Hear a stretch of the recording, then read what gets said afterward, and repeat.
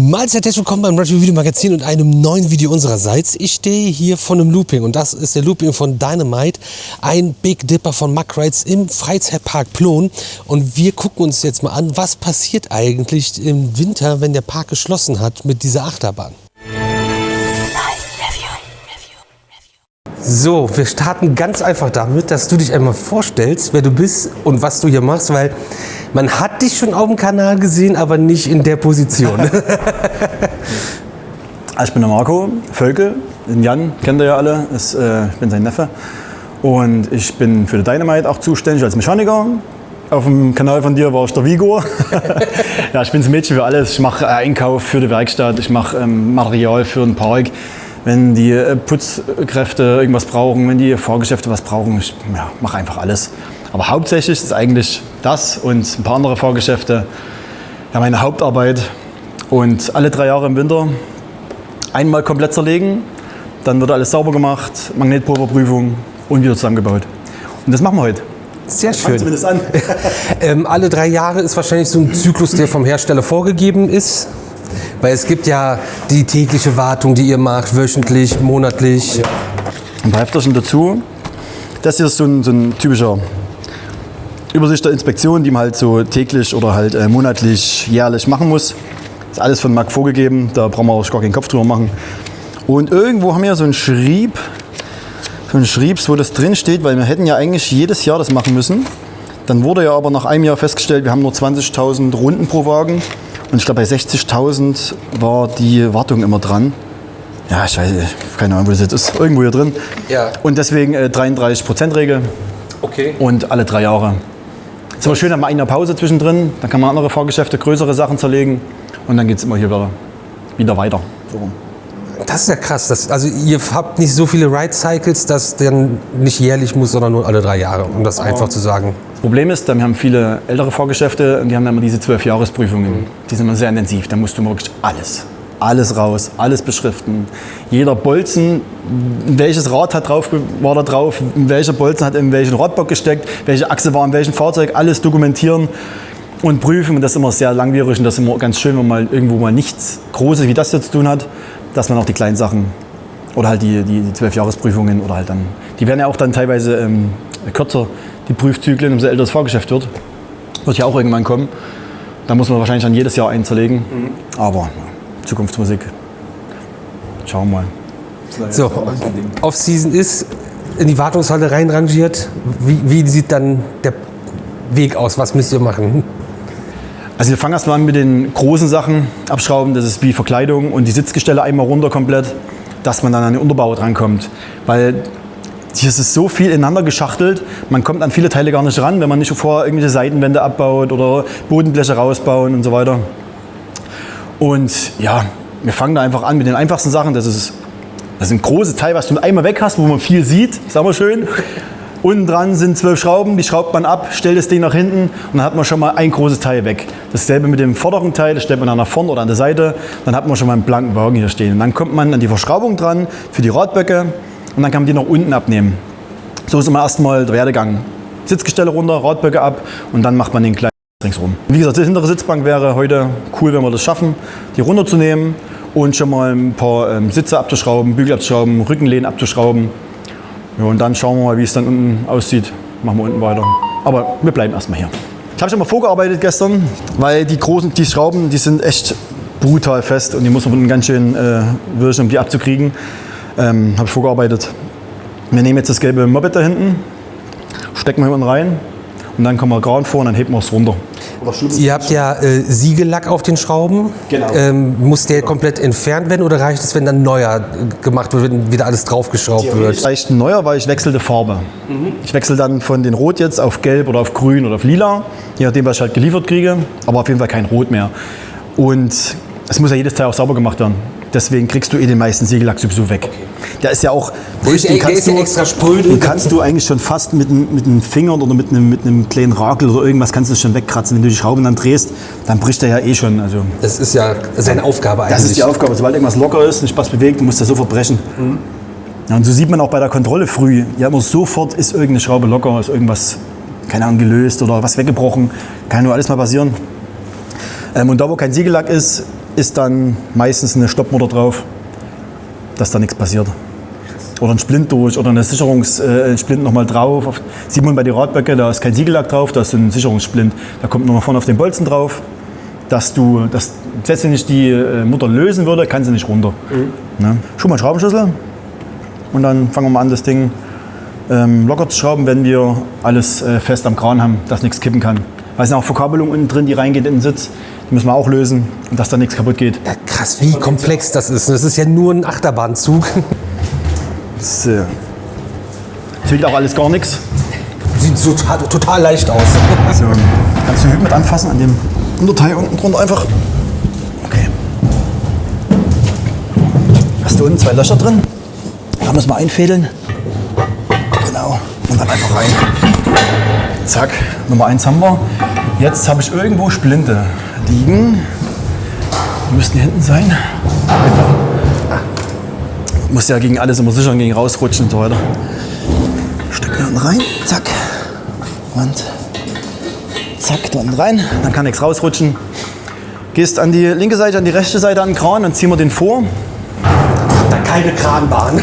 Nee, leider nicht.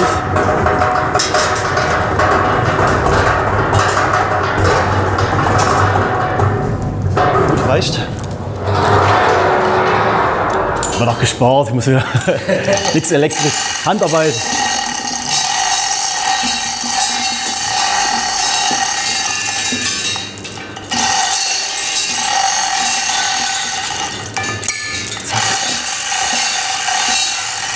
So, jetzt haben wir das gesichert. Jetzt können wir aufschrauben.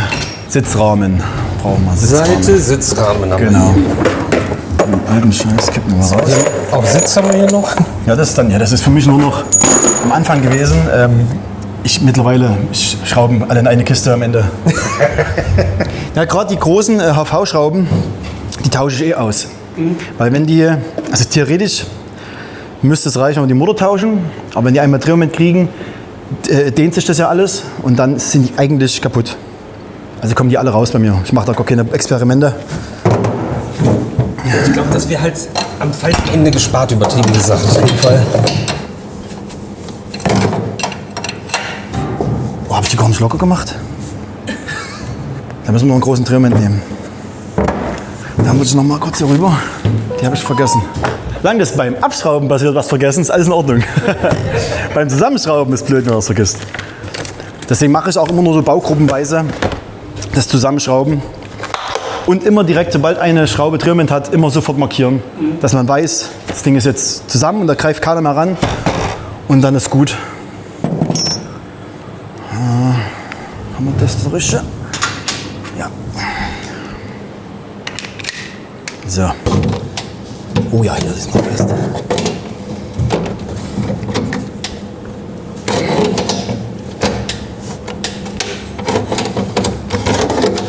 Du hast immer schöne Positionen hier zum Drehen. Das macht richtig Laune.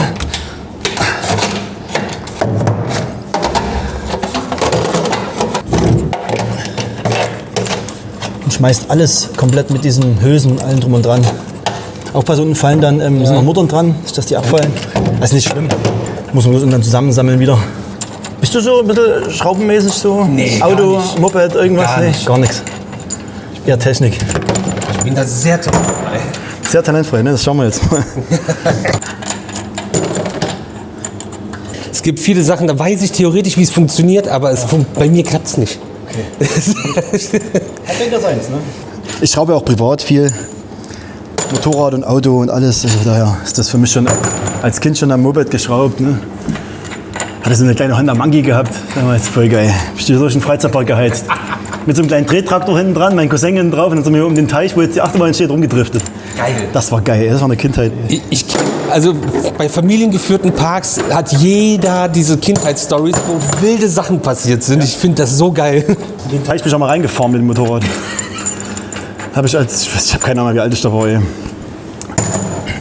Ich hatte ja nur das Ding, das war mein Heiligtum. Ich bin da reingefahren, in einer Hand den Lenker, in der anderen Hand einen Baum und habe geschrien um Hilfe, dass mich jemand rauszieht. Aber ich wollte das Motorrad auch nicht loslassen. So, jetzt die hintere Sache. Hinten ist ein bisschen kacke, da muss man ein bisschen von oben fummeln. Musst wahrscheinlich von hier durchgreifen und ich gehe von unten ran und schraube so locker. Ach da. Ja, musst du manchmal gegenhalten ein bisschen. Die gehen oft mal dann nicht so einfach mit der Hand auf. So. Kommst du ran, ja? Ja. Oh, die ist fest, oder? Brauche ich eine Ratsche.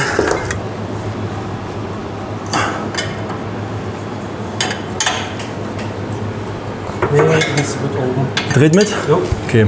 Dann liegt oben irgendwo ein 27er Schlüssel. Den hatte ich gerade eben noch in der Hand gehabt.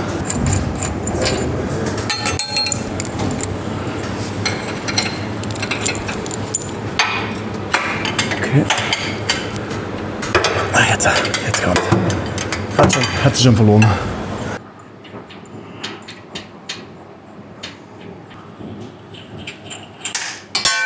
Upsa. Okay.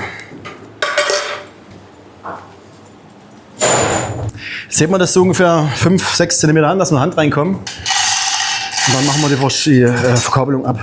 Muss man ein bisschen beim Hochheben ein bisschen wackeln, da sind so Passungen drin. Die müssen erstmal rausrutschen. Ja, jetzt sind sie schon gekommen. Jetzt. So ein Sitzgestell müsste so um die knapp 550 Kilo wiegen komplett. Komm ich rein, ja. Jetzt hier unten drunter schauen, da kommen so Kabel raus. Und dann muss man diese Verschraubung öffnen. Dann kann man die also einfach auseinanderziehen und dann kann man die einfach da reinfallen lassen. Ich muss dann die Deckel aufmachen, alles kommt schon ran. Beim beim Zusammenbauen ist es ein bisschen schwieriger. Da muss man die irgendwo festkleben, dass die nicht reinrutschen, weil hier kommst du nicht mehr rein mit der Hand. Ich habe auch schon mal die Deckel vergessen. Ich schraube das Ding zusammen, komplett die Sitzgestelle rauf und dann merke ich, hier ist ein Loch. Gucke ich ins Regal, Deckel noch drin liegen. Nein. Das ist ja nur eine Abdeckung, ne? So optisch. Ja, aber dann wieder runterschrauben. Das war eine Katastrophe. Das war das erste Mal, wo wir das gemacht haben. War für uns ja auch ziemlich neu, weil halt alles hier dran ja keine Ahnung, ganz anders war wie die Visa-Fahrgeschäfte, die man vorher so hatte. Ne? Wenn du bei Visa was auseinanderschraubst, das kann meine kleine Schwester. Das hätte auch rausgemusst, ne? Ja, das kommt dann gleich raus, ja. Oder kann man jetzt nicht rausnehmen, wenn es rauskriegst. Wenn es drin steckt, unten drin. So, hältst du jetzt ein bisschen die Balance hier, dass wir nirgendwo hängen bleiben. Dass wir das so hochkurbeln, dass er über das Heckschild drüber geht.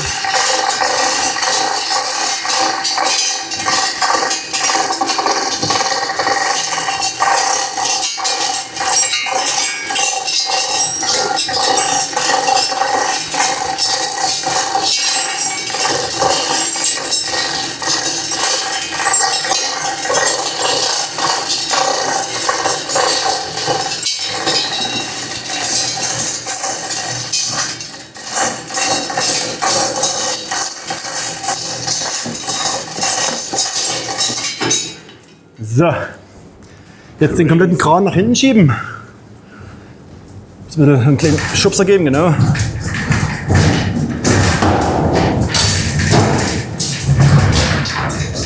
Das reicht. Jetzt setzen wir das hier ab.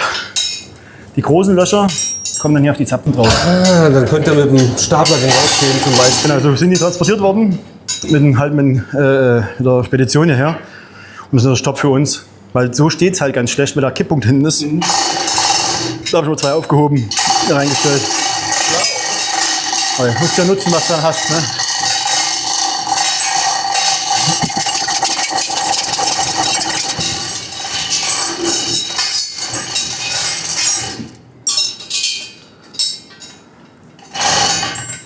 Und hier.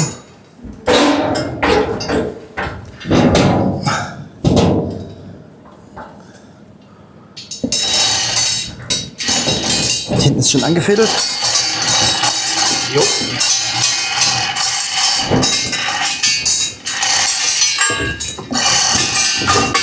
Okay. Jetzt gibst du noch mal ein paar Sicherungsschrauben rein, 2 Stück. Und 2 Splinte, dass da nichts passieren kann. Ach komm, machen 4 rein. Das reicht, wenn die Schrauben einfach nur handfest anliegen. Du kannst ja nirgendwo mal hin. So, ich hätte auch noch Handschuhe da, wenn du was anziehen möchtest. Ne?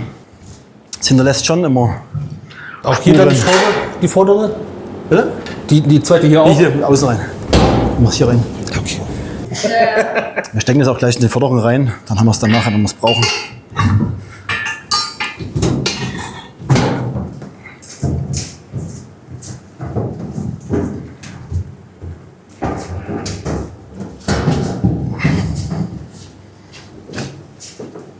Hier die vordere Sitzreihe macht dann der Lehrling ziemlich alleine, weil er das als Prüfung hier machen muss.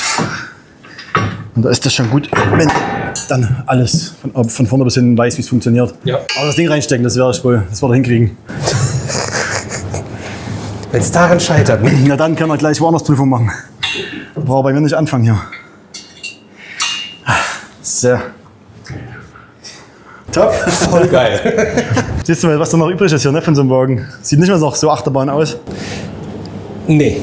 Aber auch verrückt, wie viel Dreck sich dann so über die Saison dann sammelt oder über 3 Jahre, je nachdem. Ja. Ne? Das ist alles Abrieb und Wachs und Staub. Ja. Das ist dieses Wachs, was wir auf die Räder machen, dass der Verschleiß minimiert wird, spritzt dann irgendwann hoch und das klebt brutal. Da sammelt sich dann der Abrieb von der Schiene, deswegen ist auch viel Rot und halt Staub, Haare, alles. Was so rumfliegt überall. Ja, es ist halt überall. Haare hier auch ganz viel immer drin, das musst du jetzt mal rausmachen. Das ist halt einfach so, kommst nicht drum rum. So, einen Kran schiebt man am besten wieder vor, da stört er nicht.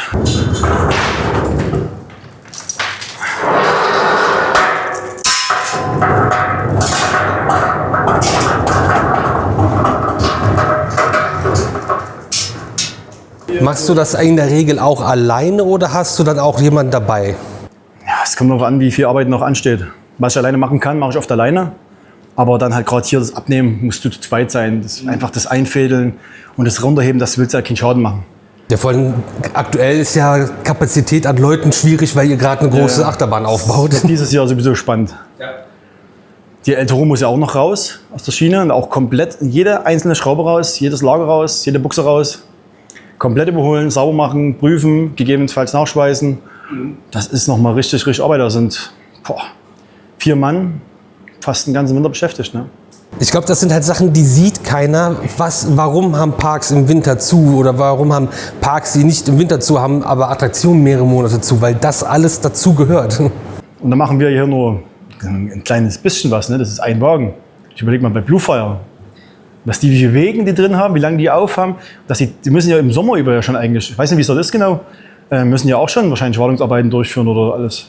Theoretisch. Es gibt ja viele große Parks, die ja wirklich, wo viel los ist, die haben einfach immer einen ganzen Zug Reserve. Also die können maximal mit 3 fahren, haben aber 4, damit einer immer in der Maintenance ist. Ja, ja krass, ey.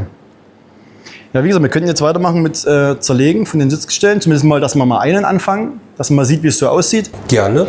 Und dann geht es hier unten drunter weiter für den Radbock zum Abnehmen. Machen wir. Dann auch spannend. Weil das sind, glaube ich, coole Insights, um mal zu sehen, wie komplex ist das alles dahinter. Und es ist nicht nur ein Stuhl auf Rädern. Ja, das sah jetzt auch schnell aus, das Auseinanderbauen. Ne? Das sind ein paar Schrauben ab und das Ding raus. Das sieht doch viel aus. Aber jetzt da dran viele Schrauben. Auch eigentlich verrückt, dass einfach nur an 12 Schrauben 4 Menschen hängen. Ja.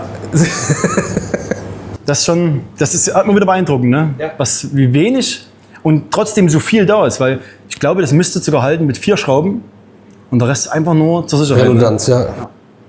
Weil das ist ein Schweißpunkt. Ein Schweißpunkt hält eine Tonne, kann man so grob sagen. Ne? Und wenn du eine Schweißnaht hast, was da ja hier von der Kräfte auch drauf folgen, was das halten muss, ist schon stark. Was das halten kann, ist. Was es auch kann, ja. Auf jeden Fall.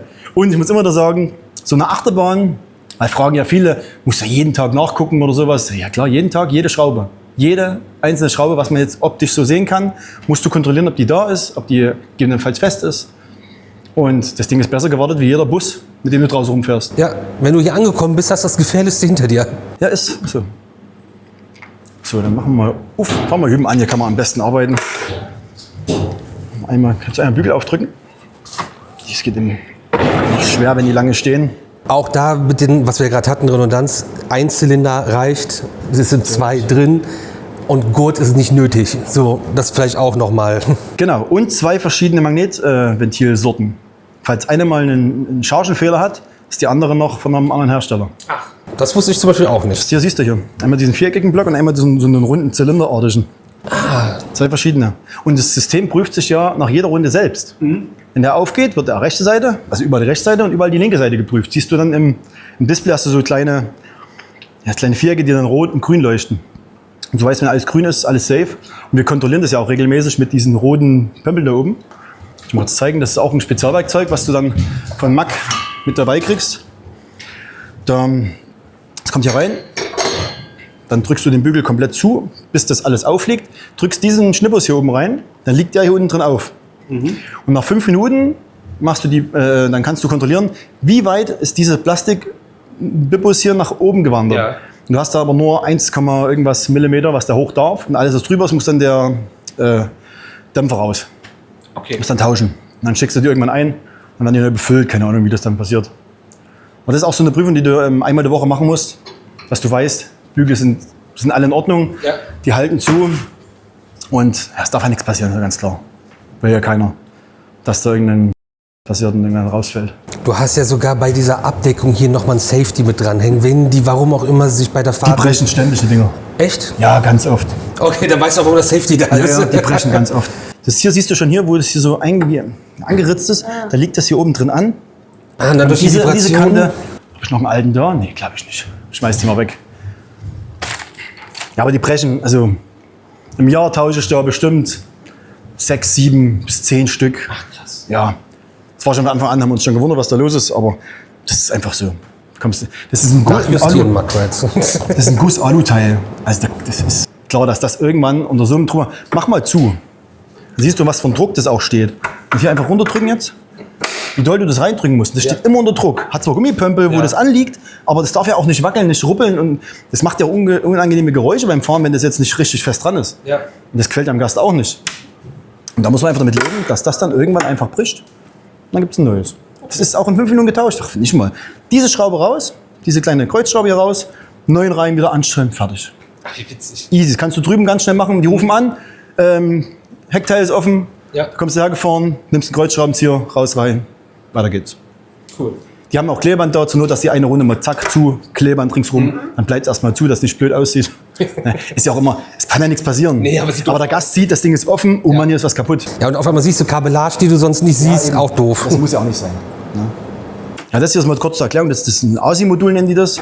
Das macht diese Übertragung möglich zum Bedienpult, kommt der Strom unten drauf. Dann hast du hier diese Übertragung von Sitz auf Bedienpult, dass du weißt, welcher Bügel ist auf, welcher Bügel. Manchmal, wenn die den zuhalten, wenn die den zuhalten, kann der ja schon nicht prüfen. Weil oft mal Leute sitzen, wenn nicht viel los ist, dann halten die den Bügel zu. Ja. Dann siehst du drüben ein rotes Warnsignal, da muss alle auf. Und das Ding ist die komplette Überwachung dafür halt. Das ist hier irgendwelche Sensorenkacke dran, keine Ahnung, was der ganze Käse ist. Ja. Aber es ist da, es muss ja irgendwie wichtig sein. Bis gerade war er sehr kompetent. Das sieht wichtig aus, oder? Ja. Das sieht auf jeden Fall wichtig aus. Da lassen wir es einfach, wie es ist. Mir ändert doch an nichts. Was brauchen wir denn noch? Den Busschlüssel. Das ist ein Sitz. Ja, das ist kaputt gefummelt. Ich habe den ein bisschen runter gemacht. Ich krieg den nicht mehr hoch. So, schön. Hier die zwei Knöpfe drücken. Ich habe nur den eingedrückt. Du musst beide drücken. Auch wieder sicherheitshalber, dass du nichts Das hätte sehen ich kann. auch selber wissen können. Das Richtig drauf, richtig toll. Da ein bisschen Daumen nehmen. Hat man ein bisschen mehr Dampf. Jeder was gelernt. Deswegen sind auch diese Bleche drüber, die kommen auch im Nachhinein erst dran. Damit keiner Dass irgendwie da hinten irgendwie oder durchgreift. rankommt. Also es ist für mich unbegreiflich, wie man es schaffen soll. Aber es wird wahrscheinlich schon mal jemand geschafft haben. Also gehe ich wahrscheinlich davon aus, ja. irgendein TÜV-Prüfer bei irgendeiner Abnahme. Oder es hat wirklich einer geschafft. Ja. Ist auch bei El Toro. Wir als Mechaniker wissen, wo wir hingreifen müssen. Wir können während der Fahrt theoretisch die Bügel aufmachen. Aber es ist so schwer, da brauchst du wirklich richtig Kraft, das aufzumachen. So, jetzt hier haben wir ein bisschen. Dann machst du hier diese Schraube. Schraubst du ab. Und dann kannst du das runterklappen und dann machen wir die nächste. Okay. Ciao. Oh, das war knapp. Das lasse ich erstmal drauf. Die Stoppmotoren tauschen wir auch alle aus. Aber da ich immer weiß, wo alles hingehört, lasse ich es dann meistens schon dran. Ja. Und dann, wenn ich wieder zusammenbaue, schraube ich es dann ab. Musst du aber wirklich, Du musst schon wissen, wo du hingreifst hier. als ihr die Anlage neu bekommen habt, gab es dann auch für diese Wartung eine Unterweisung von Mackrides? Ist dann einer hier gewesen, der gesagt, das einmal mit dir gemacht hat? Oder? Du kriegst bei Betriebnahme kriegst du eine Art Einweisung, was du als tägliche Aufgaben, als tägliche Wartung halt machen musst, wie Räder wachsen, was du nachgucken musst. Ja, auf der Schiene einmal lang nach Kette gucken, Sensoren schauen. Aber die reine Wartung, was wir jetzt gerade hier machen, da kommt keiner. Okay. Aber du hast ein fettes Handbuch und perfekt. Wirklich perfekt beschrieben, wie du was auseinanderbauen musst. Können wir kurz mal reingucken. Hast ja auch jegliche Zeichnungen drin, das habe ich alles nochmal digital, dass du hier reinschauen kannst. Bügelaufbau, hast auch teilweise richtige, so spezielle Einzelzeichnungen. Haben wir ein Sitzteil, ne, das war da hinten. Das ist das Wagenuntergestell, das ist die Magnetbremse. Welche Schraube, welche Unterlegscheibe, siehst du dann alles auch beschrieben.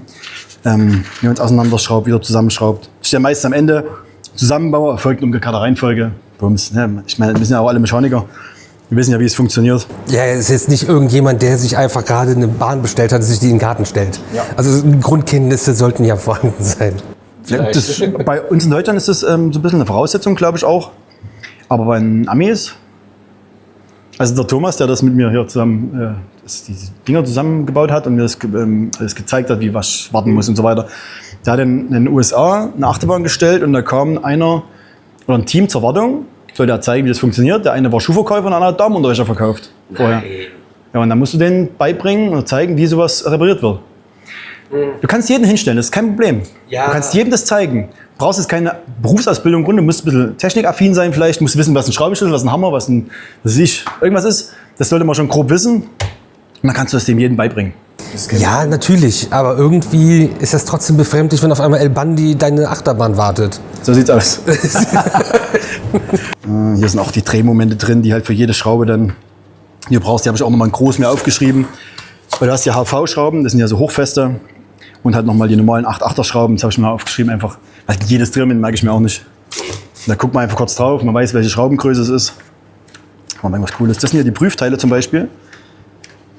Das ist das, was wir jetzt alles ja zerlegen müssen, was dann geprüft werden muss.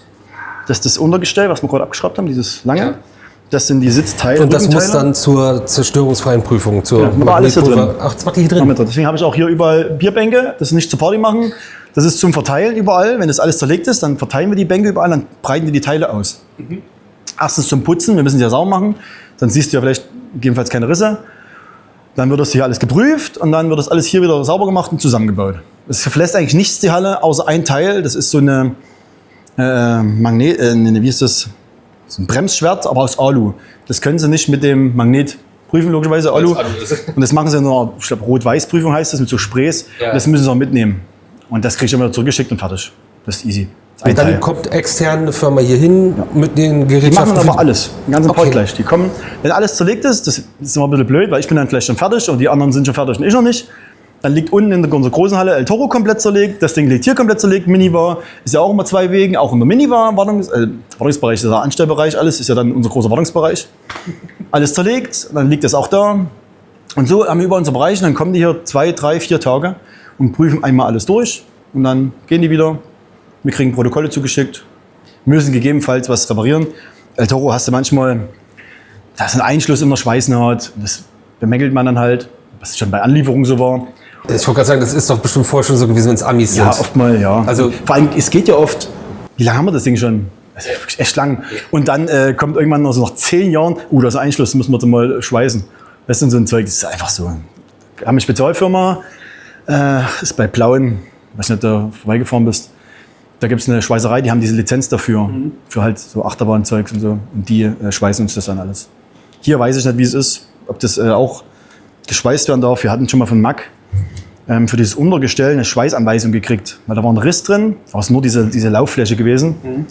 Und wahrscheinlich durch das einseitige Bilder und Entladen hat es auf der vorderen Ecke, ist so, das siehst du einfach unten, das ist wie so ein Gitter ineinander gesteckt und da ist ein kleiner Riss gewesen. Da habe ich dann eine Schweißanleitung gekriegt, welches Schweißverfahren muss das halt dann repariert werden. Ja. Dann schicken wir das alles wieder zu der Firma hin und dann schaffen wir das Teil hin. Und dann kriegen wir das professionell natürlich repariert. Ja, dann hier hast du Bügel, Das ist Front- oder Heckbumper. Das sind die das hier, diese 2 Seitenteile, wo diese Platte in der Mitte reingeschraubt ist, die Löcher drin. Das ist die Aufnahme für den Domlagerzapfen, wo der Radbock dranhängt. Bremsen, ja, das ist halt alles einzeln aufgelistet.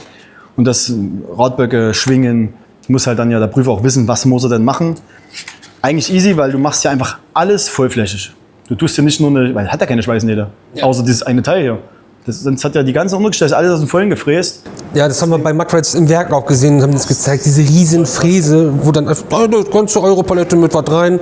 Ja, das läuft am Wochenende und dann holen wir wieder raus. Alter. Aber das ist natürlich wartungsfreundlich. Extrem, extrem. Zusammenbau ist geil, es passt alles perfekt, es ist auch echt gut, ich weiß nicht, verzinkt oder eloxiert, was auch immer die da drauf machen, ist echt gut, es hält super. Also kann man nichts sagen, ich stehe eher auf so ein Fräszeug. Sieht geil aus, wenn du da die Frässpuren noch siehst. Oh, voll geil. Hast ja zum Glück viel hier. Alle Bolzen.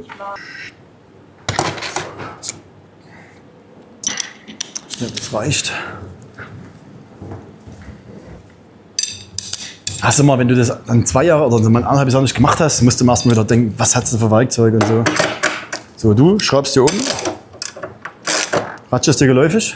Ja, habe ich schon mal. Ich halte unten gegen. Nur einfach schrauben.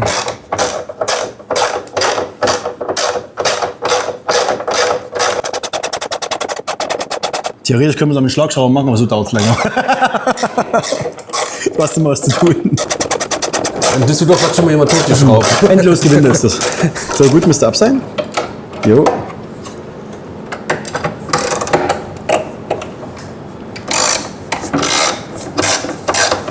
Willkommen bei Mack-Rides. Ich bin der neue Monteur. Jetzt kannst du uns zusammenschrauben. Merkst du, wie es geht? Dann guck ich mir das Video nochmal an. Marco ist gar nicht im Bild. Das gibt's einfach du.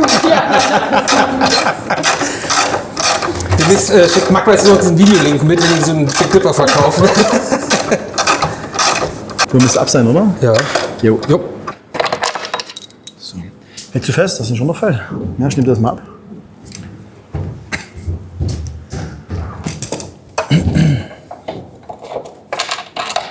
Okay, jetzt musst du es abnehmen können.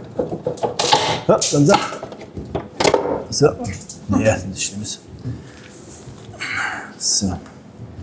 Müsste irgendwo was drin liegen? Das ist runtergefallen? Ja, das kannst du mir geben. Danke. So, das Teil legt man hier rüber. Wo es sitzt.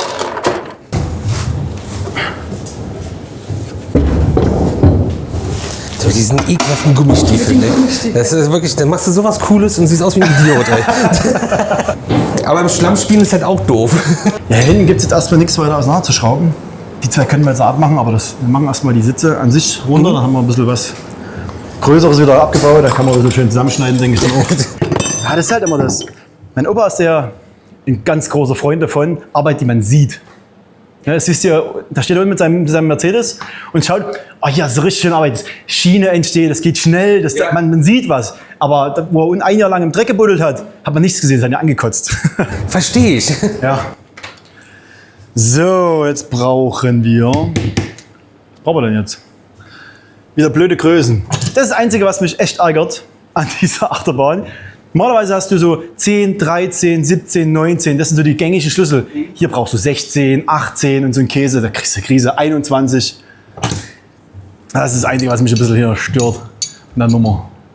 Das sollte man dann auch mal ändern. Ja, ich glaube, das ist dem geschuldet, dass die verschiedene Festigkeiten oder sowas haben. Bin ich mir auch nicht ganz sicher. Wie ist das mit der GCI-Bahn, weil es ja von Amerikanern kommt? Hast du dann irgendwie diese Viertelzoll Ja, oder so? komplett. Komplett? Mussten alles. Imbusschlüssel sind anders. Die normalen Stecknüsse, Schrauben, 3 Achtel, keine 5 Sechzehntel, 3 Viertel, 1,5. Das ist alles, ja. Okay, wie ich es befürchtet habe. Ja, es ist so. Es ist einfach, das ist einfach so. Jetzt schauen wir mal. Muss ich mir auch selber bauen. Hat Mack nicht dabei gehabt, sowas? Ach. Ja, du kannst es auch kaufen, aber halt mit der Länge kriegst du es oft nicht. Das ist gerade so von ganz hoch gelobt bis, ey Leute. Ja, die haben echt krassen Scheiß Weil, guck dir mal an, nur alleine, die machen sowas. Rot eloxiert, auch so richtig schön und so. Ja, ne? klein, Rot, was die Felgen von Bluefire Ja, auch hier haben. mit Beschriftung drauf, welche Teile, und alles. Das ist zum Einpressen von der Mini-Buchse. Ja. Sowas Geiles dabei. Aber an manchen Sachen, ne? Auch hier sowas zum Einfädeln für Bolzen. Ne, das schraubst du auf den Bolzen drauf oder steckst drauf und dann kannst du ihn einfädeln, ohne dass du genau das, also du musst nicht genau über einliegen, das fädelt sich dann selbst ein. Das ist top, voll geil. Mega. Das haben wir uns jahrelang gebastelt für alle möglichen Achterbahnen. Visa meistens. Ja? Sowas. Und dann kriegst du hier so eine Achterbahn hingestellt mit diesen, mit diesen ganz Spezialwerkzeugen. Da denkst du, ja, voll geil, nix basteln. Ne? Aber dann fallen doch so ein, zwei Sachen auf, die halt fehlen. Aber das ist ja, dafür sind wir alle Mechaniker. Wir bauen uns alles selbst. Gucken dann mal, wenn der Multi-Launch Watercoaster steht, was da alles noch beigepackt wird. Bin ich ja gespannt. Ich glaube, es ist noch kein Wartungspaket bestellt. Ich hoffe, das kommt noch. Aber da ist ja der Jan dran schuld und die müssen das ja eigentlich bestellen. Ja. Aber ich glaube, das wird erst noch, die haben glaube ich schon die Anweisung bekommen per E-Mail, dass die zusammenstellen sollen, welche Ersatzteile sinnvoll sind. War ja auch, hat uns ja auch einen Arsch gerettet, Sensoren vor allem. Am Anfang sind einige Sensoren kaputt gegangen, nach kürzester Zeit. Ist locker, ja, kannst du festhalten. So, müsste ab sein. Das kannst du einfach irgendwo ins Regal da oben reinschmeißen. Ja, ich bin ein bisschen doof im Kopf, ist okay. Ist nicht schlimm. Ist bei uns genau richtig. Das bei uns heißt das der Freizeitpark-Collar. Du kriegst irgendwann, wenn du im Freizeitpark arbeitest, einen Freizeitpark-Collar. Das glaube ich. Das ist einfach so. Das ist, keine Ahnung, an was das liegt, aber alle werden irgendwann verrückt hier. Aber gut verrückt, ist ja schön. So, nach vorne kippen, dass die Schrauben nicht rausfallen. So, einmal Hand drunter halten und dann umkippen. Zack, gibst du mir. Danke. Wieder was geschafft. Schön. Nee, jetzt ist auch ja, ziemlich unsicher. Jetzt reichen, glaube ich, diese 11 cm, was hier dann Schließhöhe angeht, nicht mehr aus, weil ja, keiner mehr zu Hause. Das lassen wir dran. Brauchen wir nichts abschrauben, weil es geht ja hier um die Schweißnähte, die sieht man ja dann. Und das wird auch vollflächig geprüft. Das kann man dran lassen. So, Sitz runter, oder? Machen wir einen Sitz runter. Drücken, zack. Wenn du dann nicht ein bisschen Ordnung auch hast in deinem Werkzeug, das suchst du stimm und dusselig. Nee, guck, 16, geht's los. 16. Kann ja nicht wahr sein. 15, was ist denn hier Kauf los? doch bei GCI. Eigentlich schon wirklich toll. Da passt gar nichts. 16 und 14 ist, 18 ist so typische Größe von Amis, die von deutschen Schlüssel passen. Die kannst du runterschrauben.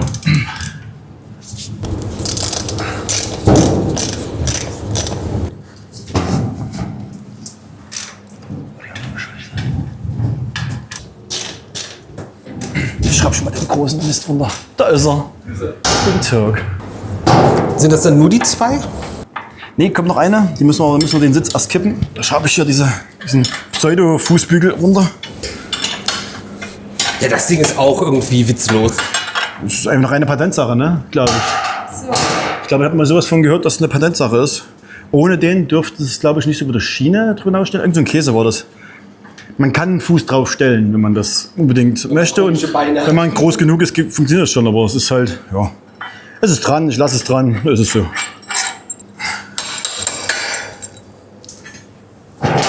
Schraubst du mal bitte hier vorne die mal locker, einfach nur locker schrauben, die muss nicht.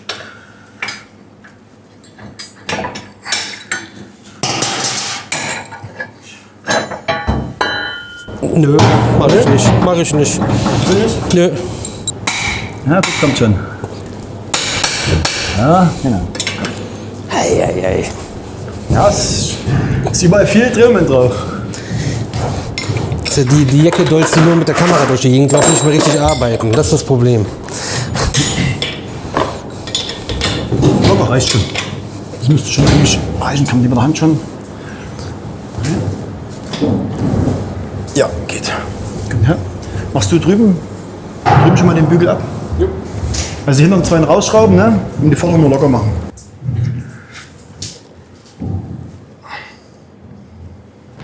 So. Wo hast du die Ratsche? Müsste hier unten drinne. Hier ist eine Schraube. Die müssen wir abmachen. Hier unten die? Genau. Die zwei raus. Die zwei rausschrauben und vorne die locker machen. Und die kannst du alle machen. Die komplett kannst du rausschrauben.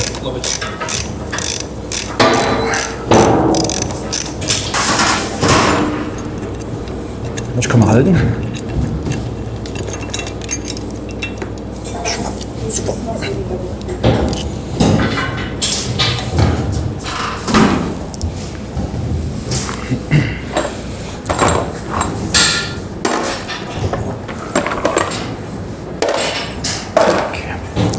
Jetzt ist da auch wieder ein Kabel drin. Ja, das lassen wir dran. Okay. Das bleibt. Wir müssen jetzt mal aufpassen, dass wir beim Zurückkippen nichts einklemmt und dann ist das alles. Capisce. Also das bleibt quasi zusammen oder wird das später auch noch alles auseinandergenommen? Das lassen wir zusammen, weil wir können es ja zum Prüfen kippen. Wir müssen da nicht einmal alles komplett. Jetzt müsste ich wieder mir dann einen Lagerplatz für die Dinger einzeln, so bleibt alles zusammen. Ja. Wenn der Prüfer kommt, klappe ich es vor oder schraube es dann auch ab, wenn er es nicht möchte. Aber bis jetzt ist es Vorklappen ausreichend, weil du kommst dann halt alle Schweißen wieder ran. Krass. Ja. Gucken, ob der hier irgendwo drauf passt, hier auf die hier unten. Ach, komm nicht rein. Wir müssen erst den Hügel abschrauben. Okay. Das passt nicht.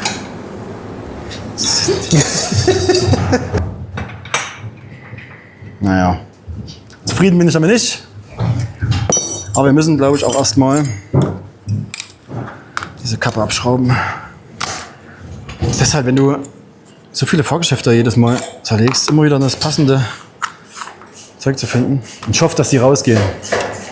Weil die sind eingeklebt mit Schraubensicherung. Weil du hast ja nichts zum Gegenhalten, du kannst ja nichts machen, du musst die hier einkleben. Und, oh Gott sei Dank. Oh, zum Glück geht das auf.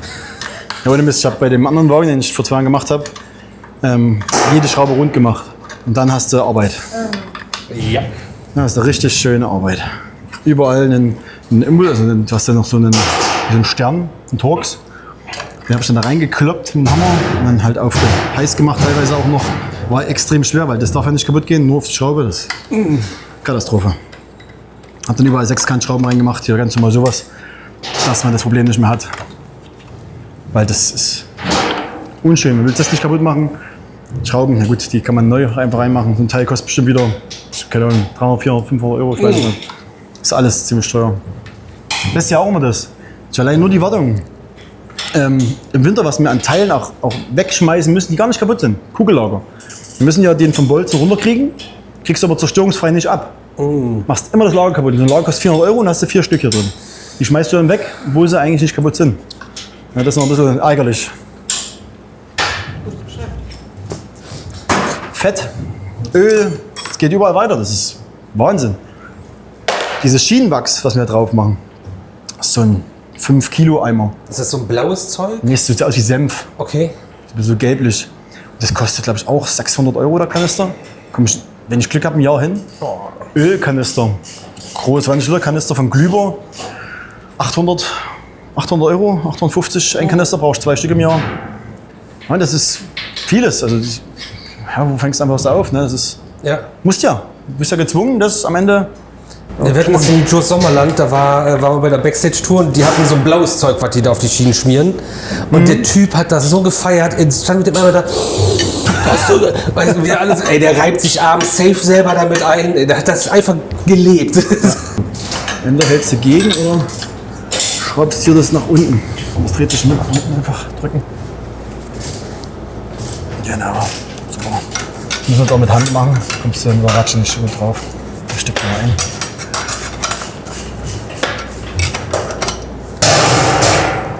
Naja, das ist die Schraubensicherung, die ist. Also diese Markierungsfarbe, die ist zu heftig. Ein kleines. Oben machen, da hast du mehr Hebel.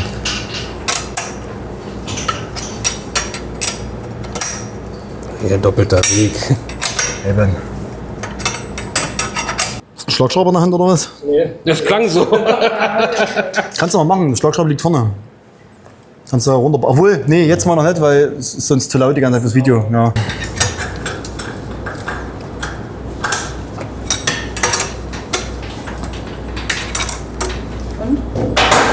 Geht viel leichter. Das ist was für dich.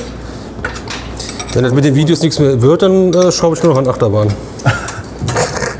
Kein Problem. Machen wir, Leute. Deswegen bin ich auch froh, dass erst jetzt im letzten Lehrjahr dass er dann auch hier irgendwie das weitermacht. Ich hatte einen Teamkameraden am Anfang, der ist seine Selbstständigkeit gewechselt. Mit dem war das echt immer ein bitter entspannter Job. Und passt der drauf? 19? Na, warte mal, wohl könnte vielleicht. Ja, den müssen wir dann rausziehen, den Banzen Bolzen. Mit dem war das halt immer echt easy. Dann habe ich einen anderen gekriegt. Der macht jetzt aber eine andere Position bei uns. Der macht jetzt, wie ist das, so Gastro-Getränke-Zeug. Ja, und dann war nichts mehr übrig für mich. Musste ich den nehmen. Musste ich den nehmen. Ich bin auch froh, dass er geworden ist. Wir haben mehrere Lehrlinge. Er hat Interesse dran. Ja, schon von Anfang an. Also da, ja. Würdest du sagen, dass es hier in der Region schwierig oder leicht, Leute zu finden, die noch richtig arbeiten wollen? Er kommt ja auch nicht von hier. Wo kommst du her? Ich komme aus Brandenburg. Brandenburg. Ach, Das, Ja, wie, also für den Job. für die Ausbildung, ja. Ihr habt mich motiviert. Ich. Ja. Das ist gut. Impact. ja, das ist halt. Das ist, ja, das ist schwierig. Die Schrauben noch an mir? Vorne in die Kiste mit. Weil der gesagt hat, dass du motiviert hast. Kannst du mal vorne Bügel vorne hochhalten? Ich drücke ein bisschen runter. So, ich mal so halten, dass es da nicht runterfallen kann. Eins.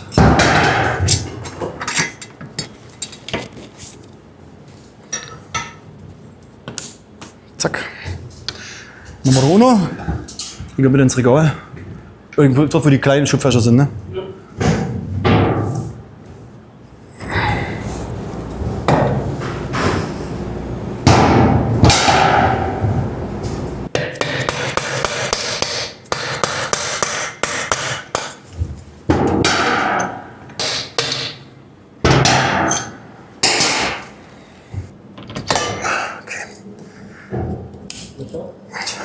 Den müssen wir auf der Werkbank verlegen. Der muss dann noch raus, der Bolzen. So, jetzt kannst du runterlassen, bis er anliegt. Kann erstmal nichts passieren. So, ab.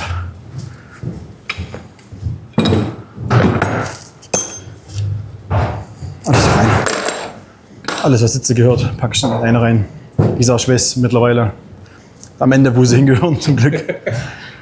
Und vor allem hast du ja auch die Zeichnungen. Ja, Steht für jede Schraube der Bezeichnung drauf.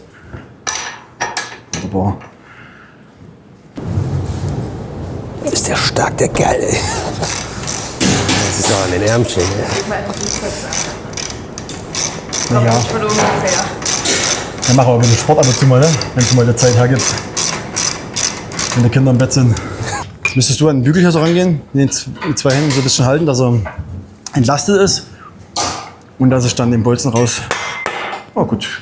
Nicht schlimm. Okay. Warte, langsam. Zack. So.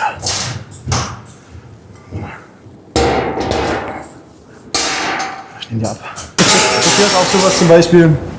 Das wäre jetzt schon was halt wirklich defekt ist. Das ist so eine Buchse, die hier oben in dem Bügel drin steckt und drauf kommt. Das macht, dass die Bügel, muss man irgendwo sehen, macht dieses Wackeln. Ja.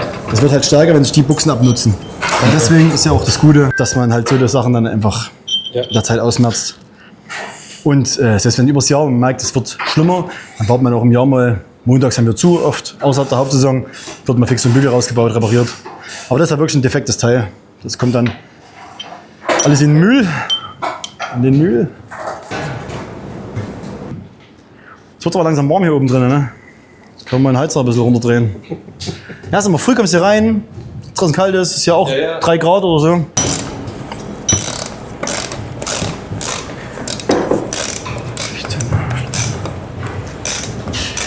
Hast du den 16er Schlüssel?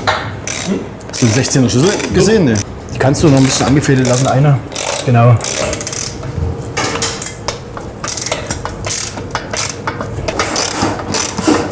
Das sind die sogenannten Endlosgewinde.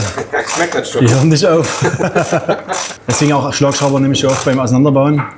Weil es einfach, es geht viel schneller. Aber es ist halt auch brutal laut jetzt fürs Video wahrscheinlich. Kannst du hinten die 2 rausschrauben noch und ich schalte den hier. Zack, der erste Sitz ist nackt. Wie Sie sehen, sehen Sie nichts mehr. Also die ganzen Teile, die kommen dann alle da hoch, kommt der Schreibtischstuhl weg, fliegt alles da hoch. Passt mal. Weil das wird ja eh nicht geprüft, das kann man oben liegen lassen. Und das andere nimmt einfach bloß Platz weg hier unten. Hier ist zum Beispiel auch den Sensor, der Sensor hier hüben, der zeigt der Anlage, dass der Bügel geschlossen ist. Das ist hier so ein Sensorblech, kann ich zeigen. Ist ein Sensorblech dran. Und das muss man auch dann mal einstellen. Da gibt es auch ein Maß, ein vorgegebenes Maß, was hier mindestens sein muss. Dann muss der auslösen. Das ist halt auch wegen der Größenangabe und so weiter. Und das Blech zeigt halt dann dem Sensor, ich bin da. Der Sensor sagt der Anlage, ist alles gut. Ja. So einen Sensor hast du mal ganz schnell, wenn du nicht da hast, mal 14 Wochen Lieferzeit. Da fällt so ein Wagen aus, wenn du so einen kleinen Sensor bummst. Und kostet dann nochmal 200 € oder so, so ein Ding. Absurd. Ja, das ist Wahnsinn. Und das war das Gute, das hat uns echt einen Arsch gerettet, dass da welche im Ersatzteilpaket drin waren. Da war schon einer kaputt. Dann hast du welche dabei, die sehen exakt gleich aus. Haben auf das eine 6-stellige Nummer, die hinteren 2 Ziffern sind anders. Gleiche Wirkungsweise, aber falsch. Geht einfach nicht. Akzeptiert er nicht. Hä? Ja, ist irre. Und wofür sind die dabei? Die waren für die Verschiebeweiche. Für diese 2 Bolzen, die ausfahren. Wow. Da hast du halt dieses gelbe Teil nicht so weit rausguckend, sondern du hast nur vorne diesen Bereich, der den Sensor anzeigt, nennt auch seitlich. Und somit Anschluss passt, Nummer passt fast komplett. Probierst du aus, baust rein, fährst. Dann habe ich aber die ganzen Kisten, hast ja die Mackkisten gesehen, und so Weichstoffleisch, die ganzen Holzkisten. Und sowas haben wir ja bei der Dynamite, haben wir da ja auch Unmengen gehabt und auch viel mit der Restteilen drin. Da habe ich dann rumgewühlt und gemacht. Da habe ich zum Glück 2 Sensoren gefunden. Oh, da ging es weiter. Da gehen wir mal der Arsch auf Grundeis. Ja. Habe ich auch unten hab ich relativ viel Kleinzeug noch liegen. Selbst Kabelchen, wenn irgendwas hier mal kaputt ist, kriegt man das auf die Schnelle mal so eine Verschraubung irgendwo her. Da gehst du nicht im Baumarkt. Also. Nee. Also man kann schon viel improvisieren, aber erstens muss es auch der Sicherheit dienlich sein und ja, das pushen möchte keiner unbedingt in so einer Anlage. Ja, so bleibt er jetzt. Wird dann, wie gesagt, wenn er geprüft wird, nochmal gekippt, dass er mal halt überall rankommt. Es wird alles auseinandergeschraubt so, dann kommt an der Ecke, dann der zweite raus. Ja, und der nächste größere Bauschritt wäre dann, wenn das hier fertig wäre, die zweite Sitzreihe und dann die Radböcke. Wenn du willst, können wir bei den Radböcken anfangen. Er schraubt hier oben, denke ich, noch ein Stück weiter. Das ist halt auch crazy. Ein wichtiger Part der Bahn, worauf du ja fährst. So, das ist ja irgendwie so eigentlich das entscheidende Teil. Ja, das sind wirklich, diese 4 Bolzen sind die wichtigsten Teile, die du im Ding hast. Wenn da was nicht passt, ey, puh. Du siehst auch gleich, das ist auch doppelt und dreifach gesichert. Also. So. Sehr gut.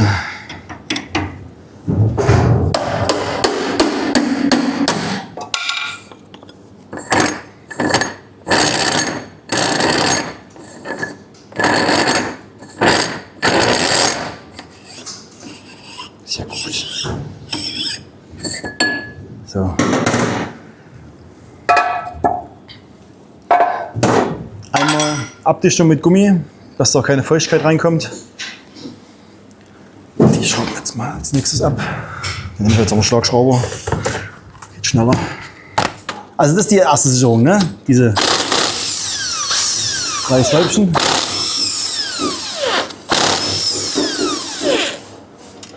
Dann sind die nächste Sicherung. Nee.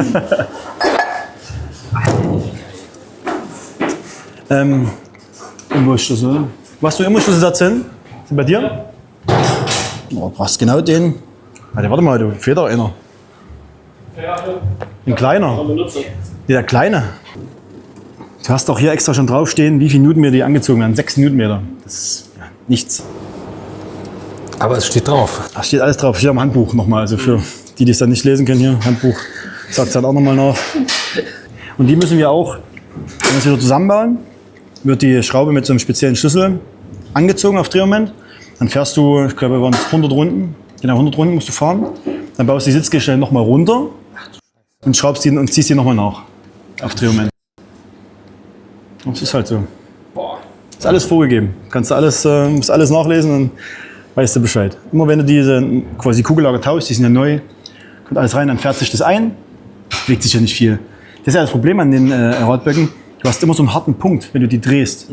Weil der nur so weit immer schwenkt, hin und her. Der dreht sich nie im Kreis, wie so ein Kugellager eigentlich funktionieren sollte.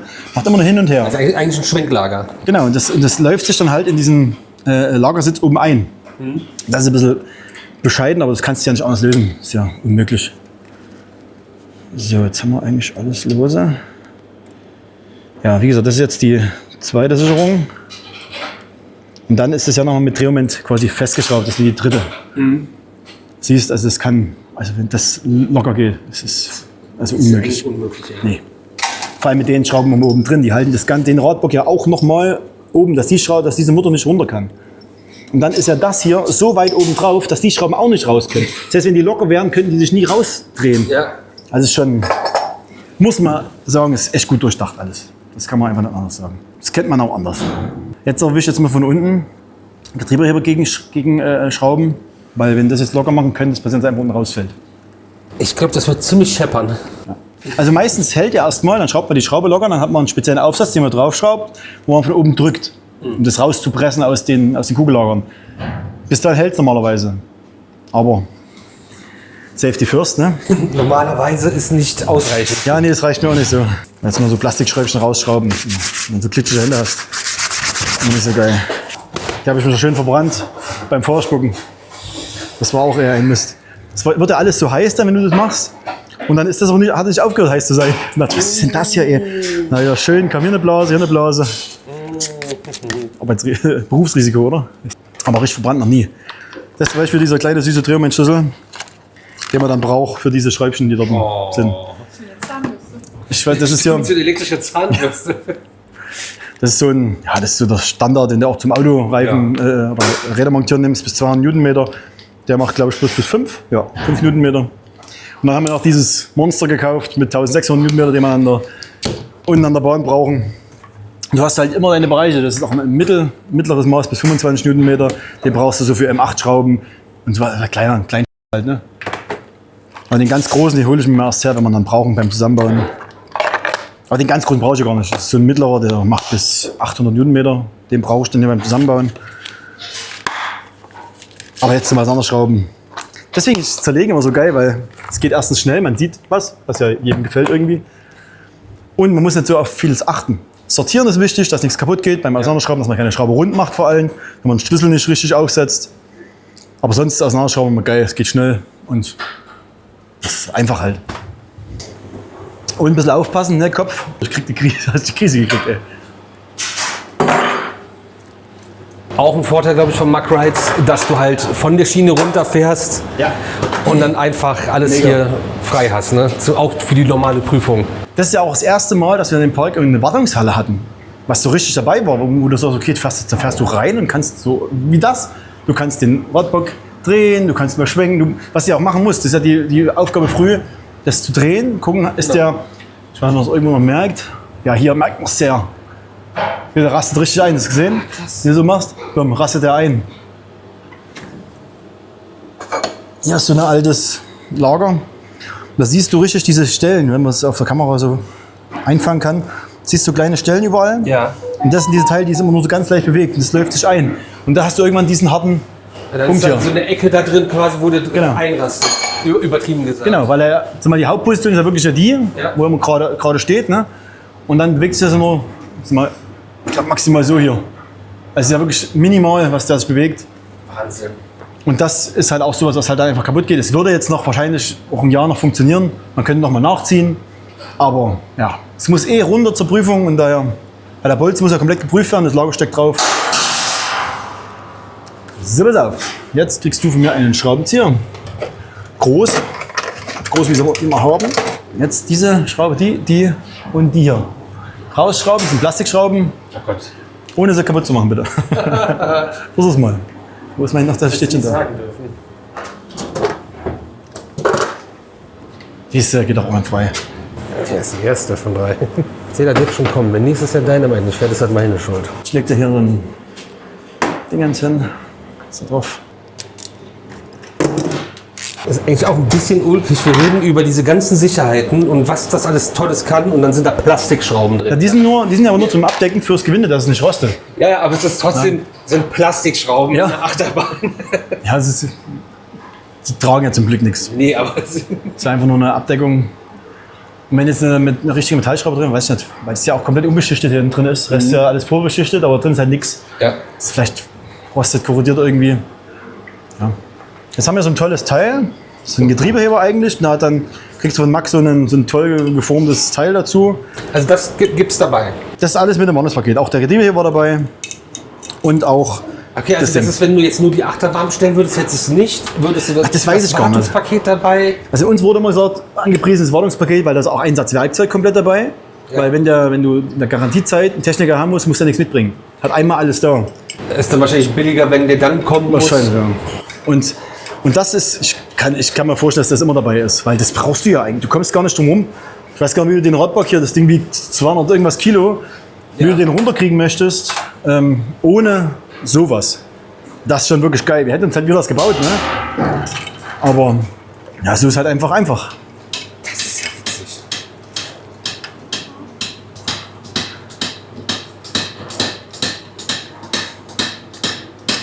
Das ist auch ein bisschen tricky hier, das ganze Ding jetzt dann abzulassen. Nee, das Treffen ist gar nicht das Problem, sondern den Moment zum Lockerlassen und oben drücken. Ja. Wenn du nämlich hier locker lässt und drehst das Ding voll auf und es schnappt mit einmal raus. Brauchst das Ding nach unten und dann verbiegst du die Füße oder im schlimmsten Fall kippt's um. Und das ist halt echt schwer. Wenn du das hier einschlägt, ist Nicht so geil. nicht so geil. Nee. Geile Idee. Also eigentlich ist es einfach, aber es ist genial. Das ist wirklich genial, ja. Die zwei Dinger zum Beispiel, das ist zum Rad prüfen, ob die an der Fleißgrenze sind. Kriegst du auch mit alles dabei. Und wenn, dann fliegen die hier raus. Genau. Also hier sind entweder hier der Lagerdefekt oder halt der Bandagedefekt. Ich leg dir mal hier hin, die Ausschuss sind. Ausschuss. Keiner kriegt Räder. Das sind Ausschussräder für mich immer, weil die müssen dann repariert werden. Ja. Entweder Lager tauschen, das mache ich hier alles selber. Oder halt Bandage schicke ich dann nach Niederlande irgendwo. Okay. Schicken wir es hin. Look, glaube ich. Es gibt ja ein paar Buden, die das machen. Am Ende sind es ja normale Schnelllastenräder. Ja. Aber die haben geile, da musst du mal hin. Das ist geil.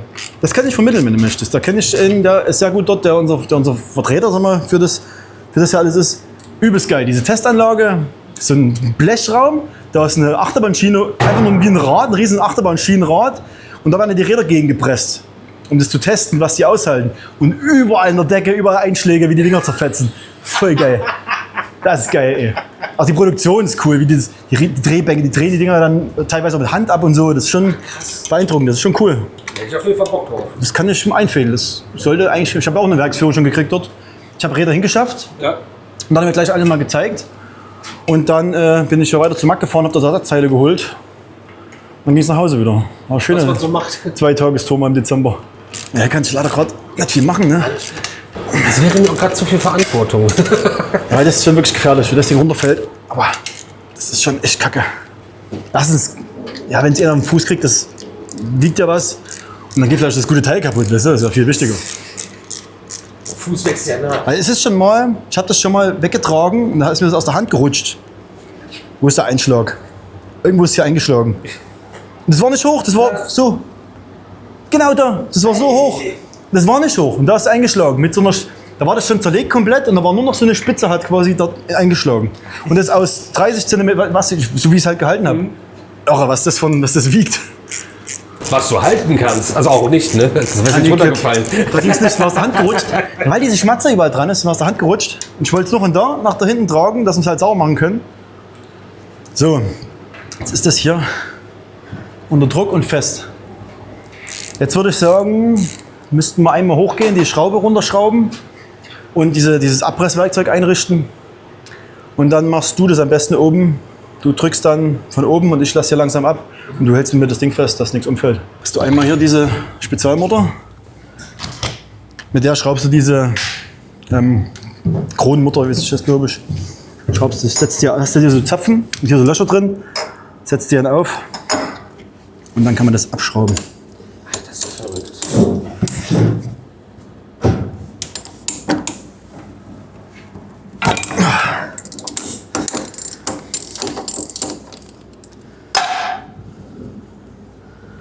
Und jetzt hängt es theoretisch nur noch unten an diesem Getriebeheber. Das ist krass durchdacht, aber auch irgendwie beängstigend. Ja, du hängst grundsätzlich an 4 solchen Dingern. 4 solchen kleinen Schräubelis, ne? Also klein, das sind ja ganz schöne Oschis. Die ziehst du mit 300 Newtonmeter an. Das ist echt viel ein Auto. 120 Radbolzen ungefähr.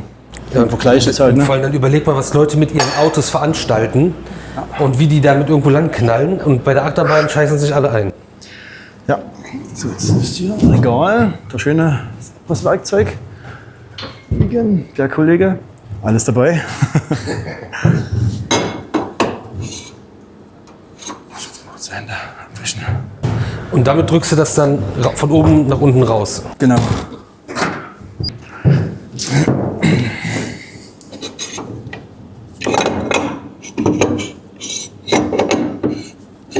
Erstmal das Gewinde treffen, wäre super. Das ist halt Feingewinde, das ist immer blöd anzusetzen.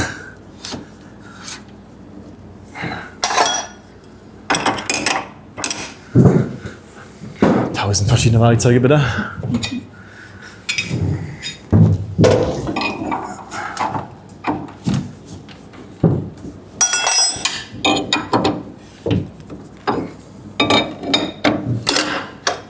Jetzt musst du einen Zeitraffer machen.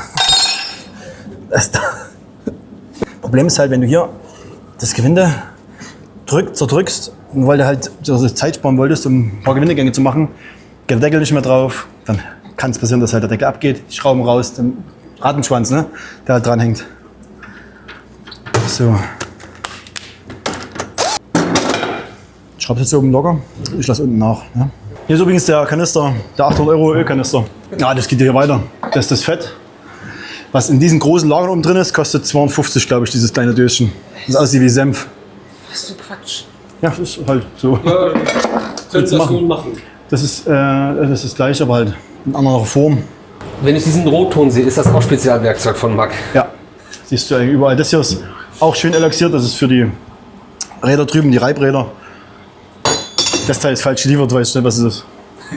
Soll eigentlich für die Räder sein, für die andere Seite, hier für diese Schrauben. Zum Draufstecken, zum Halten. Diese Exzenter zum Ja, das ist einfach nur, man sieht es ja. Die Form ist grundsätzlich das gleiche, nur ein Hauch zu groß. Ja, aber steht Mack Ach, steht Mack Rides drauf, deswegen gefällt mir das auch. Wie gesagt, das Teil brauche ich nie. Kann ich das kriegen? Habe ich aufgehört. Ich mache ja regelmäßig, wenn hier irgendwelche Fanclubs oder so da sind, machen wir mal Führungen, lassen mal reingucken. Und da immer erste Frage Räder, anderweitig Ersatzteile, keine Ahnung. Wer war da? Die haben Teile gewaschen hier und haben dann mitgenommen. Wer war denn da? Ich weiß gar nicht, wer das war. Da habe ich hier einen Tisch aufgebaut, die ganzen Kugellager, alle so wie sie hier sind, auf den Tisch gepackt, Reinigungsbecken hingemacht, Handschuhe, Klamotten hingelegt. Da haben die hier dann nach der Führung, haben die unten ihre Sachen gewaschen, haben so ein Schlüsselbändchen dran gemacht und haben es mitgenommen, haben sich gefreut wie so. Ja, ist doch voll geil. Haben ihre eigenen Teile gewaschen, was sie sich rausgesucht haben. Einen Bolzen hatte ich noch über, einen kleinen und so ein Zeugs. Ein paar Schrauben und was halt immer so übrig bleibt. Ne? Das ist cool. Die haben sich extrem gefreut, ja, war schön. Oh, hier kommt gut. Gut, warte mal. Ja, weiter drücken. Dieses rote Teil, was du gesehen hast, ist für diesen Simmerring, um den reinzudrücken am Ende.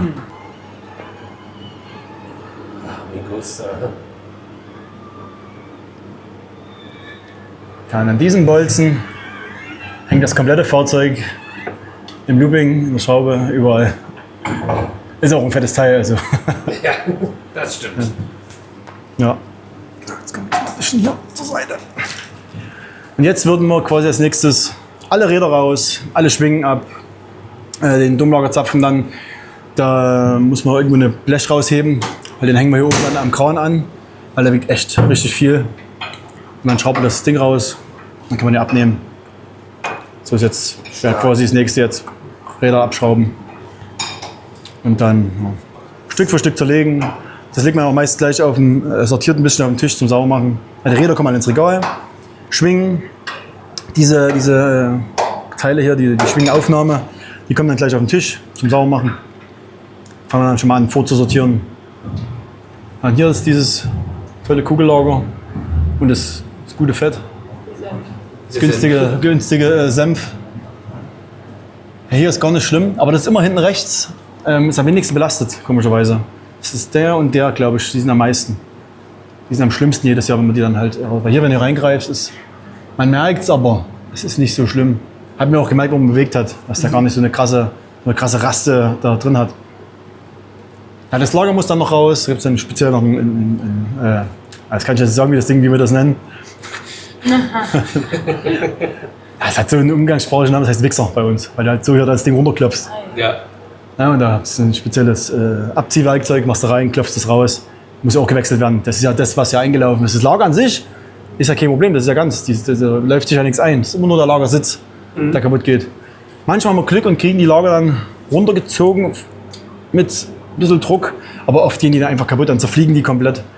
Weil die werden ja, deswegen auch der Kühlschrank oder Gefrierschrank eher, da kommen die Domlagerzapfen rein bei der Montage, werden auf minus 25 Grad runtergekühlt. Ach. Die Kugellager lege ich auf, wo liegt die Herdplatte, kommt auf die Herdplatte drauf, wird auf so 40, 50 Grad aufgeheizt und dann kommt das, wenn das alles so durchgefroren ist, kommt es auf den Tisch, habe ich noch so einen Montageklotz bauen lassen, kommt es rein, Lager oben drauf, dann schrumpft sich das quasi von selber drauf. Das rutscht dann schön drauf, haben wir schon mal ein geiles Video gemacht, ich weiß nicht, ob ich das noch finde. Und es qualmt und dampft, sieht geil aus. Dann rutscht das drauf und dann dehnt sich der Bolzen wieder aus, das Lager zieht sich wieder zusammen durch die Temperaturunterschiede und dann sitzt das Ding perfekt auf dem Punkt. Smart. Das ist schlau. Also ja, das ist eine gängige Praxis in so Schlosserei. Also heiß und kalt, logischerweise, wenn du eine Passung hast. Du hast ja keine Ahnung, bei der Drachenwirbel war das so, hast eine 50er 7 hast eine Passung und eine 50er 7 hast du den Bolzen. Und das muss halt einfach perfekt saugen ineinander passen, sonst ist es Rotz. Ja, und wenn es halt nicht passt, dann wird es heiß und kalt gemacht, dann schiebst du es ineinander und dann. Was eine unsägliche Arbeit das ist. Also es ist wie komplex, wie viel es ist.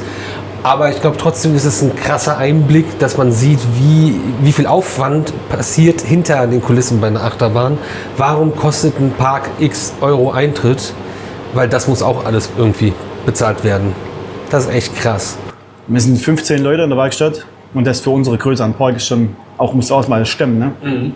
Also erstens, dass wir 15 das alles schaffen zu reparieren und noch eine Bahn dieses Jahr aufzubauen. Und dann die Kosten halt auch, ne? Die dahinter stecken. El Toro müsste, glaube ich, so im Jahr so 120.000, 150.000 Euro kosten nur an Wartung. Holzreparaturen, die sind auch gerade da, die Jungs. Die machen gerade Bestandsaufnahme und die ersten Reparaturen. Der Zug komplett. Ich weiß, die haben so Zyklen, ne? So alle 2 Jahre Kugellager, alle 2 Jahre Schraubentausch und sowas. Das ist ja man alles aus den USA. Du kriegst nur Paletten aus den USA und das kostet ja auch richtig Asche, ne? Das Holz, auch spezielles imprägniertes Holz, muss ja auch halten. Auch das, so diese Folgekosten, die Anlage kostet x Euro, aber was kostet die Wartung? Das wird oft vergessen dann. Ja. Das muss uns schon bewusst sein. Jetzt nehmt die Boogies ja komplett auseinander, oben alles auseinander. Was ist mit dem Rest, der hier noch unten drunter ist? Muss da auch komplett. Noch alles, also eigentlich alles, was man trennen kann, wird getrennt? Fast alles, ja. Ein paar Sachen lassen wir zusammen, weil das auch mit Absprache dann von dem Prüfer gewesen. Das erste Jahr hatten wir wirklich alles zerlegt. Wirklich jede Schraube raus, jede Einzelteil zerlegt, sortiert, gemacht. Und dann hat der Prüfer gesagt, weil er von mehreren Seiten rankommt, zum Beispiel bleibt diese Aufnahme und diese Außenteile bleiben zusammengeschraubt. Wir schrauben nur diese Abdeckbleche ab, dass er innen reinkommt zum Prüfen.